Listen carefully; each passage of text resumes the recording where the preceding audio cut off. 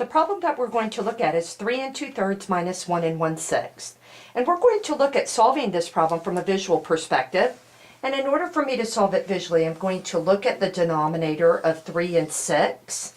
And I'm going to try to find a 1 whole that divides into 3 equal parts and 6 equal parts so that I can represent this more visually. So I have some materials. These are called pattern blocks. And I'm going to look at that as being my 1 whole.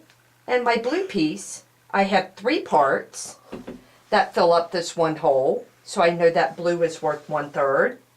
And I also have these green pieces, which are triangles. And it takes 6 of them to cover up the 1 whole. So I know that my 6 equal parts is green, which happens to be a triangle, and my 3 equal parts is blue, which happens to be a parallelogram. And my 1 whole is yellow, which is a hexagon. So now I'm going to set up the problem using these pieces, and then I'm going to solve the problem 3 2/3 minus 1 1/6.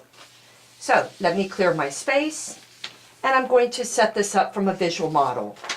3 2/3, so that means I have 3 holes.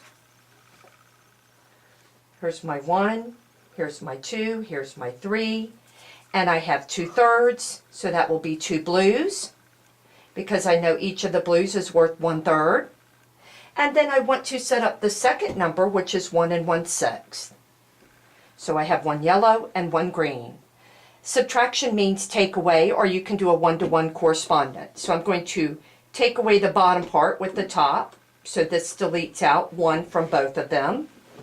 And I'm going to use this little green piece to subtract out part of the blue. And I might note that that green piece covers half of the blue, so what remains is 1 green when I remove that blue piece. So my answer is 2 yellows, 1 blue, 1 green, and I might represent the blue and the green to be 3 greens. So I have 2 yellows and 3 greens, where I know 1 yellow is 1 whole, so I have 2 holes, and green is 1/6, so I have 3/6, which is also the same thing as 2 1/2.